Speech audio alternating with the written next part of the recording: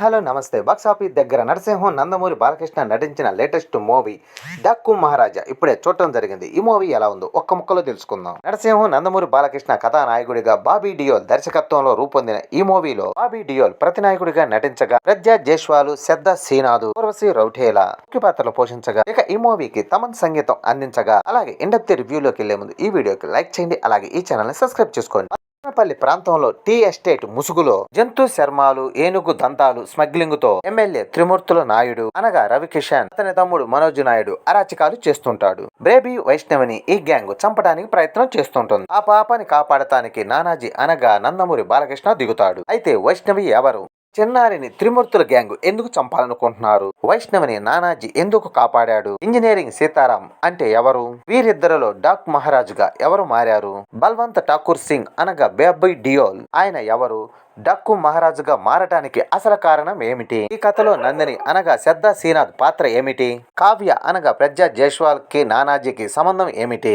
SI Urvashi Rautela dock Maharaj కి ఏ విధంగా సహాయపడింది? త్రిమూర్తులు నాయుడు అరాచకాలకు డాక్ మహారాజా ఎలాంటి ముగింపు పలికాడు అనే విషయాలని తెలుసుకోవాలంటే మూవీ చూడాల్సిందే. ఇక టాలీవుడ్ లో వరుస విజయాలతో దూసుకుపోతున్న బాబీ రాసుకున్న కథ పాతదే అయినా గానీ నందమూరి అభిమానులకు కిక్కిచ్చేలా రాసుకున్నాడు కథనం. కథలో గట్టిగానే భావోద్వేగాలు దట్టించారు. సంక్రాంతి ప్రేక్షకులకి ముఖ్యంగా నందమూరి ఫ్యాన్స్ కి ఫుల్ మిల్స్ సినిమా అని చెప్పాలి. నటి నటుల పర్ఫార్మెన్స్ బాలయ్య ఎప్పటిలాగే తనదైన శైలితో డైలాగ్స్, మాస్ అఫీరెన్స్ తో నానాజీగా, సీతారాం గా ఆ పాత్రలోకి పరకాయ ప్రవేశం చేశాడనే చెప్పాలి. సరికొత్త గెటప్, దానికి తగ్గ మేనరిజంతో అభిమానుల్ని కేక పెట్టించేలా ప్రయత్నం చేశాడు. ఈ చిత్రంలో శ్రద్ధా శ్రీనాథ్ నందినిగా పవర్ఫుల్ పాత్రలో మరోసారి తన మార్కును చూపించింది. కథలో కీలకంగా స్టోరీని ముందుకు నడిపించే పాత్రలో తనదైన శైలితో నటించి నటిగా మరో మెట్టు ఎక్కే ప్రయత్నం చేశారు. ఇక ప్రజ్ఞా జైస్వాల్ అయితే మరో కీలక పాత్రలో నటించి మెప్పించారు. ఇక సిఐగా ఊర్వశి రౌటేలా నటన పరంగా కాకుండా గ్లామర్ గా కూడా అదరగొట్టింది. బాబీ డియోల్ అయితే మరోసారి విలనిజంతో అదరగొట్టాడు.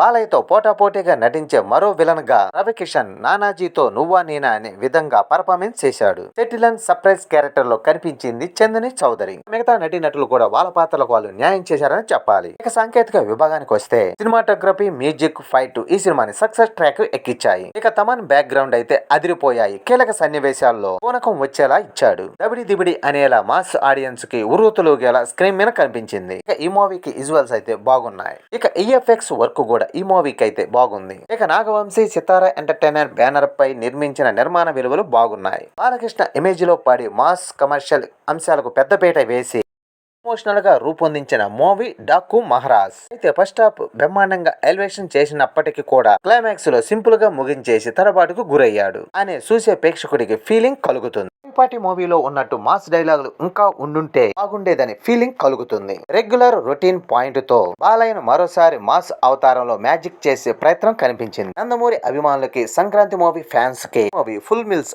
అందించినట్లే అనిపిస్తుంది. ఈ మూవీలో కొత్తదనం ఆశించకుండా వెళ్తే భావోద్వేగమైన అంశాలు మంచి అనుభవాన్ని పంచుతాయి. మొత్తానికి డాకు మహారాజ్ పాత కథ అయినప్పటికీ కూడా మాస్ ఎలిమెంట్స్ తో మంచి ఎంటర్టైనర్ గా తెరకెక్కించారు. ఈ వీకెండ్ లో వీలుంటే వన్ టైం చూసేయండి. ఇది నా అభిప్రాయం మాత్రమే. ఈ వీడియో నచ్చితే లైక్ చేయండి. అలాగే ఈ ఛానల్ ని సబ్స్క్రైబ్ చేసుకోండి.